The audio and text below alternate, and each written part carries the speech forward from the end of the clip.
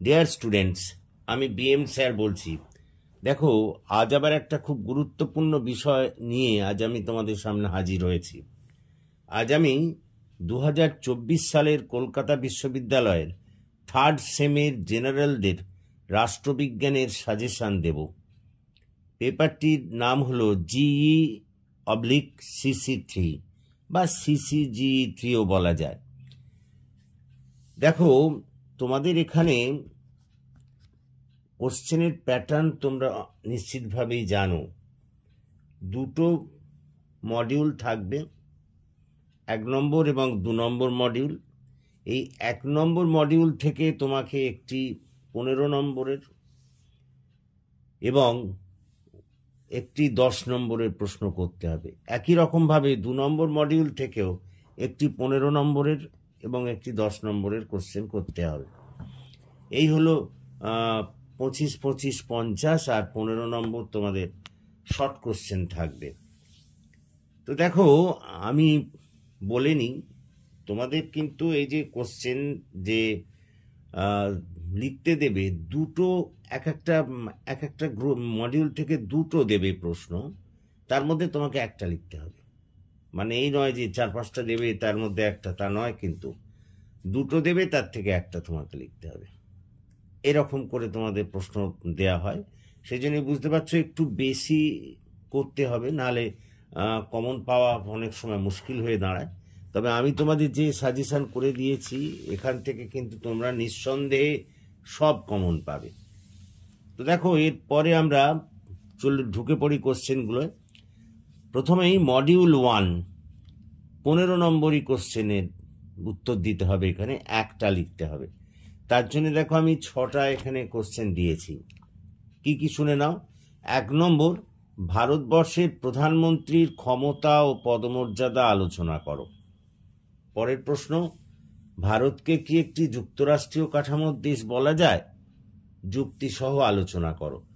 দেখো, এই প্রশ্নটাই অন্যভাবেও আসতে পারে, আমি অথবা লিখে দিয়েছি, ভারতীয় যুক্তরাষ্ট্রীয় ব্যবস্থার প্রকৃতি বিচার করো। একই উত্তর কিন্তু। ভারতকে কি একটি যুক্তরাষ্ট্রীয় কাঠামোর দেশ বলা যায়? যুক্তি সহ আলোচনা করো, এটা আর ওই ভারতীয় যুক্তরাষ্ট্রীয় ব্যবস্থার প্রকৃতি একই প্রশ্ন। এটা ঘুরিয়ে দিলে এরকম দিতে পারে, আমি ওই জন্য লিখে দিয়েছি। 3 নম্বর প্রশ্ন, সুপ্রিম কোর্টের গঠন, কার্যাবলী ও পদমর্যাদা আলোচনা করো। 4 নম্বর প্রশ্ন, ভারতের কোনো অঙ্গরাজ্যের রাজ্যপালের ক্ষমতা ও পদমর্যাদা বর্ণনা করো। 5 নম্বর প্রশ্ন, ভারতের কমিটি ব্যবস্থার উপর একটি প্রবন্ধ রচনা করো। 6 নম্বর প্রশ্ন, মুখ্যমন্ত্রীর ক্ষমতা ও পদমর্যাদা আলোচনা করো। এই গেল তোমার মডিউল 1, 15 নম্বরই হলো কোশ্চেনের। এবারে এসো মডিউল 1 থেকে যে 10 নম্বরের প্রশ্ন লিখতে দেবে, তারও জন্য আমি তোমাদের 6টা প্রশ্ন রেখেছি। তো এক্ষেত্রে 1 নম্বর প্রশ্নটি হলো, লোকসভা ও রাজ্যসভার মধ্যে সম্পর্ক আলোচনা করো। 2 নম্বর প্রশ্নটি হলো, লোকসভার স্পিকারের ক্ষমতা ও পদমর্যাদা আলোচনা করো। 3 নম্বরের প্রশ্নটি হলো, ভারতে কেন্দ্র ও রাজ্যের মধ্যে আইনগত ক্ষমতা বন্টন পদ্ধতি আলোচনা করো। 4 নম্বর প্রশ্নটি হলো, ভারতীয় সংবিধানে বর্ণিত সাম্যের অধিকার আলোচনা করো।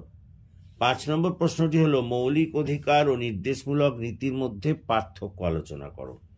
আর 6 নম্বর প্রশ্নটি হলো, সরকারি গাণিতিক কমিটি অথবা পাবলিক অ্যাকাউন্টস কমিটি, সংক্ষেপে যাকে পিএসি বলা যায়, সেই পিএসির ওপরে একটি টিকা লেখো। এবারে আসছি মডিউল 2 থেকে 15 নম্বরই একটি কোশ্চেন তোমাদের লিখতে হবে। তো তার জন্য আমি 6টি প্রশ্ন রেখেছি। দেখো, 1 নম্বর প্রশ্ন, জোট রাজনীতি বলতে কি বোঝো? ভারতের জোট রাজনীতির বিকাশ ও ভবিষ্যৎ আলোচনা করো। ভেরি ভেরি ইম্পর্টেন্ট প্রশ্ন। পরেরটা 2 নম্বর, 1970-এর দশক থেকে পরিবেশ আন্দোলনগুলির ওপরে প্রবন্ধ লেখো। এটাও ইম্পর্টেন্ট প্রশ্ন। তারপরে প্রশ্নটি হলো, ভারতে নারী আন্দোলনের ওপরে একটি প্রবন্ধ লেখো। এটাও কিন্তু ভীষণ ইম্পর্টেন্ট। তারপর ভারতে আঞ্চলিকতাবাদের উৎসগুলি আলোচনা করো। 5 নম্বর প্রশ্ন, ভারতে কেন্দ্র রাজ্যের মধ্যে প্রশাসনিক ক্ষমতা বন্টন পদ্ধতি আলোচনা করো। 6 নম্বর প্রশ্ন, ভারতে কেন্দ্র রাজ্যের মধ্যে অর্থনৈতিক ক্ষমতা বন্টন পদ্ধতি লেখো। এবার আসছি মডিউল 2 10 নম্বরই যে প্রশ্ন করতে হয় তার সাজেশন। দেখো 1 নম্বরের ক্ষেত্রে ভারতে নির্বাচন কমিশনের গঠন ও কার্যাবলী বর্ণনা করো। 2 নম্বর মুখ্যমন্ত্রী ও রাজ্যপালের মধ্যে সম্পর্ক আলোচনা করো। 3 নম্বর গ্রাম পঞ্চায়েতের গঠন, কার্যাবলী ও পদমর্যাদা আলোচনা করো। 4 নম্বর ভারতীয় সংবিধান সংশোধন পদ্ধতি আলোচনা করো।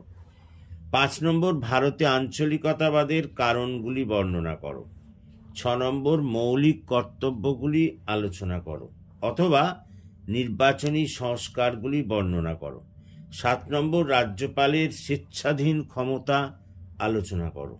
আর 8 নম্বর রাষ্ট্রপতির নির্বাচন পদ্ধতি আলোচনা করো।